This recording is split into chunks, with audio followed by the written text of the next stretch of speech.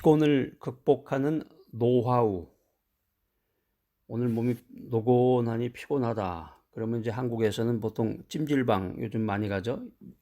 찜질방이라는 게 사실 최근 들어서 몇십 년 사이에 등장한 건데 60년대, 70년대, 아마 80년대도 그렇게 많지 않았던 것 같아요. 60년대, 70년대는 찜질방이라는 것 자체가 존재하지 않았고 아마 80년대 이후에 찜질방이 서서히 공급이 되다가 최근에는 뭐 엄청 많죠. 찜질방에서 이제 잠을 자는 분도 계실 정도로.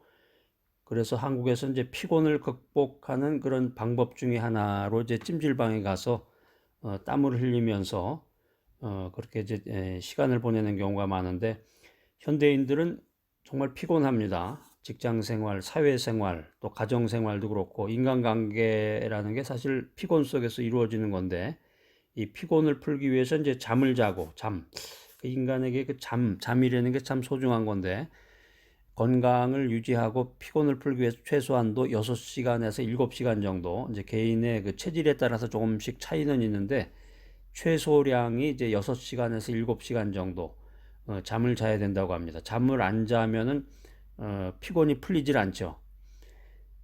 여가를 즐기고 피곤을 풀기 위해서 또 잠을 잘 뿐만 아니라 여가 생활을 한다. 취미 생활, 좋은 취미 생활도 하고, 또 환경을 변화시켜도 여전히 풀리지 않는 그 피곤이 우리 몸속에 남아 있게 되는데, 이런 피곤을 어떻게 풀어야 될 것인가 하는 거예요. 그러니까 몸에 피로함이 있고 몸이 피곤하게 되면은 이 삶의 그 생기와 에너지가 떨어지게 되죠. 삶의 에너지와 생기를 약탈해 가는 것이 이제 피곤인데, 이 피곤의 정체가 뭔가, 영적으로 우리가 이제 영적으로 믿음의 세계에서 이 피곤의 정체라는 것이 무엇이며 어떻게 우리가 이 피곤을 물리치고 힘차게 살 수 있을까, 이 비결을, 이 비법을 오늘 이 메시지 들으시는 여러분들에게 무료로 알려드리겠습니다. 기대감을 가지시기 바랍니다. 세 가지 사항에 대해서 여러분과 나눠보고자 하는데, 첫 번째, 이 피곤이라는 게 뭐냐는 거죠. 피곤의 정체는 무엇이냐. 우리가 이제 믿음 생활을 하면서 영적으로 생각할 때 이 피곤의 정체를, 우리가 피곤이라는 게 뭔지를 두 가지로 정의해 볼 수가 있는데, 첫 번째는 하나님의 말씀을 멀리할 때 피곤이 온다는 거죠. 하나님의 말씀, 또 하나님과 커뮤니케이션을 나누지 않게 되면 인생은 피곤하게 된다. 직장 생활이나 사회 생활, 돈 버는 일에 인생의 쾌락에 빠져서 하나님을 멀리하고, 심지어는 이제 주일 예배도 빼먹고 교회 봉사도 하지 않고 하나님 섬기는 일을 멀리하게 된다. 그러면은 인생 자체는 잠깐 빛나고 인기를 끌지는 모르겠지만 어느 날인가 갑자기 자기 자신이 피곤의 한가운데 서 있게 되는 것을 발견하게 됩니다. 그래서 몸이 좀 찌뿌둥하고 이상한 것 같아서 병원에 가서 진단을 받아보면 암 선고를 받게 되고, 이런 경우가 많은 거죠. 하나님의 말씀을 거역할 때 인생은 피곤해진다. 그다음에 두 번째, 꿈과 믿음을 상실할 때 인생은 피곤하게 된다. 구약을 대표하는 인물, 하나님의 선지자 엘리야가 있습니다. 엘리야는 갈멜산에서 이 선지자들과 대결을 해서 이방신을 섬기는 이 거짓 선지자들과 대결해서 그 Great Victory, 위대한 승리를 체험했는데, 그 순간에 그 이세벨 여왕, 그 이세벨, 그 우상을 섬기는 그 악독한 여왕, 그 이름이 이세벨인데, 이세벨이 그를 죽이려고 하자, 엘리야를 죽이려고 하자 인간 본연의 모습으로 돌아가게 됩니다. 하나님의 위대한 선지자가 갑자기 우울증에 걸려서 이세벨이 죽이려고 한다고 그러니까 갑자기 두려움 가운데서 피곤해지면서 인간 본연의 모습으로 돌아간다는 거죠. 그래서 성경에 보면 하나님에 대한 믿음이라든가 그 이스라엘의 구원의 꿈을 상실하고 자기를 죽인다고 얘기했던 그 이세벨을 피해서 도망가는 나약하고 피곤한 사람으로 전락해버렸다. 이게 이제 성경이 우리들에게 주는 그 메시지인데요. 피곤을 극복하는 노하우, 두 번째는 피곤은 하나님의 능력으로 극복될 수 있다. 하나님의 능력으로 극복될 수 있다. 피곤할 때, 영적으로 피곤할 때 하나님께서 죄를 사해 주셨다는 이 믿음을 가지면 이 피곤이 극복될 수 있습니다. 시편 103편 3절로 5절에 기록되어 있는 말씀인데요. 시편 103편 3절로 5절 말씀. 그가 내 모든 죄악을 사하시며 내 모든 병을 고치시며 내 생명을 파멸해서 속량하시고 내 청춘을 독수리와 같이 새롭게 하시는도다. 시편에 이런 귀한 말씀이 기록이 되어 있는데 하나님께서 나의 죄를 사해 주셨구나. 용서함을 받았구나. 이런 큰 믿음이 있을 때 피곤이 극복될 수 있다는 거죠. 예수님께서 인간의 연약함을 체험하시고 나의 죄를 대신 지시고 십자가에서 피 흘려 돌아가셨는데 그 부활하신 예수님을 믿고 죄 용서함을 받고 파멸에서 구속함을 받게 되면 피곤을 극복하고 힘차게 살아갈 수 있다라고 하는 것입니다. 하나님께서는 피곤한 자에게 한없는 능력을 부어주시는 전능자이십니다. 성경에 이사야서가 있는데 이사야서 구약의 이사야서 40장 28절로 29절에 보시면 아주 귀한 말씀이 있습니다. 여기 여러분 찾으셔가지고 꼭 밑줄을 그어놓으시기 바랍니다. 영원하신 하나님 여호와 땅끝까지 창조하신 이는 피곤하지 않으시며 곤비하지 않으시며 명철이 한이 없으시며 피곤한 자에게 능력을 주시며 무능한 자에게 힘을 더하신다. 이사야서 40장 28절로 29절 말씀. 여러분 찾으셔서 이렇게 밑줄 쫙 이렇게 밑줄 두고 놓으시고 이 말씀 정말 나에게 너무 은혜가 되는 귀한 말씀. 피곤을 극복하는 노하우 이렇게 거기다 이렇게 적어 놓으시면 좋겠습니다. 아까 말씀에 이어서 그 엘리야 얘기가 그 열왕기상 19장에 보면 자세한 내용이 나와 있는데요. 여러분 한번 열왕기상 19장 한번 찾아보세요. 제가 말씀드린 그 엘리야에 대한 내용들이 나오는데 그래서 아까 말씀에 이어서 피곤에 지친 엘리야가 광야로 도망가서 로뎀나무 밑에서 죽기를 간구합니다. 이제 우울증 걸린 사람들 그런 증상 보이잖아요.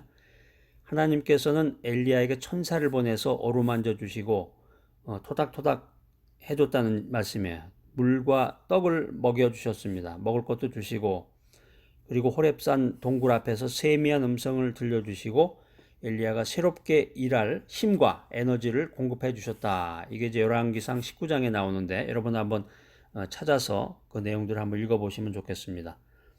피곤을 극복하는 노하우 세 번째는 여호와를 앙망할 때 피곤이 물러간다. 이 앙망, 여호와를 앙망한다는 말은 무슨 말인가? 이제 성경에만 나오는 말이고 평상시에는 잘 안 쓰는 말이죠. 여호와를 앙망한다.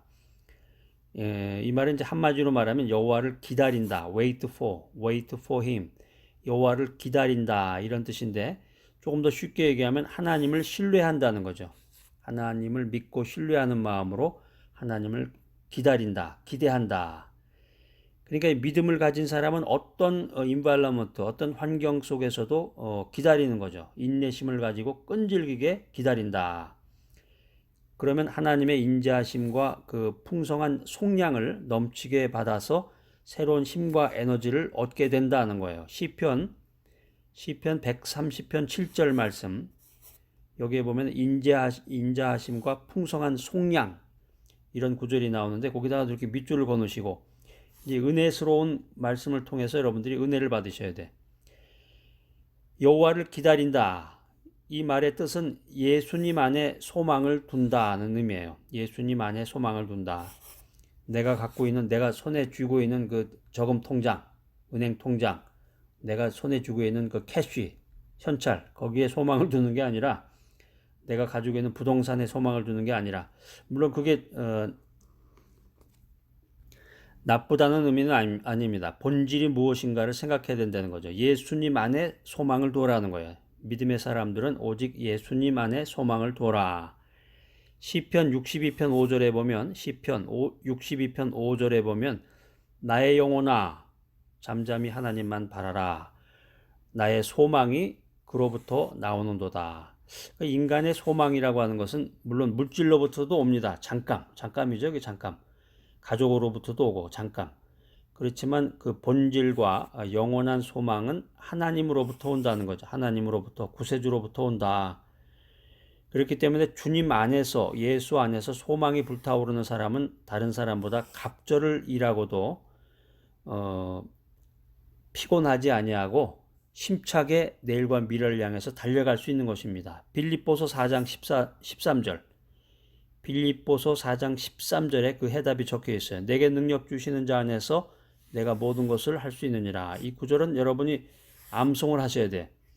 암송이라는 게 뭐 시험 공부하듯이 이렇게 외울 필요는 없고 성경 말씀을 여러 번 읽으셔야 돼. 여러 번 읽으면서 밑줄 그어 놓고 거기다 쓰기도 하고 자꾸 듣고 그럼 저절로 외워지는 거죠. 이게 이제 외우려고 애를 써서 외운다기보다는 시간이 지나면서 저절로 찬송가도 저절로 외워지고 암송이 되고 성경 구절도 저절로 외워져야 되는데 그 방법은 자꾸 들어야 돼. 그 구절을 자꾸 듣고 자기가 자꾸 입으로 또 성경을 찾아서 밑줄을 긋고 자꾸 이렇게 자기가 입으로 그 말을 또 읽어보는 것도 중요하겠죠. 리딩, 히어링, 리딩. 빌립보서 4장 13절. 내게 능력 주시는 자 안에서 내가 모든 것을 할 수 있느니라. 제가 이렇게 하는 것처럼 중요한 구절 이거 외워야 됩니다. 이런 게 있으면 3번씩 읽어보세요. 내게 능력 주시는 자 안에서 내가 모든 것을 할 수 있느니라. 그래서 기억력이 좋아서 바로 외워주시는 분도 있겠지만은 기억력이 좀 떨어지시는 분도 실망하지 마시고 자꾸 읽으시면 돼. 자꾸 읽고 자꾸 듣다 보면은 기억력이 좋아집니다. 자, 오늘 피곤을 극복하는 노하우 이 메시지 들으신 여러분들 참 귀한 믿음을 가지신 분들입니다. 오늘 여러분과 함께 노하우 3가지를 살펴봤는데요. 하나님의 말씀을 거역할 때 피곤하다. 그런데 피곤은 하나님의 능력으로 극복될 수 있다. 하나님을 여호와를 앙망할 때 피곤이 물러간다. 앙망이라는 것은 기다린다는 뜻인데 하나님을 신뢰한다는 그런 의미가 있다는 거죠. 그래서 예수 안에 소망을 두어야 된다. 그러니까 영혼이 피곤한 근본적인 원인은 죄 때문이다라고 성경은 우리들에게 말씀해주고 계십니다. 믿음과 꿈을 상실할 때 피로감이 갑자기 몰려오는 거예요. 자, 오늘 이 피곤을 극복하는 노하우 메시지를 들으시는 여러분, 여호와를 앙망하는 마음을 가지시기 바랍니다. 그래서 성령께서 주시는 능력으로 날마다 매 시간마다 힘차게 살아가시기를 소망합니다.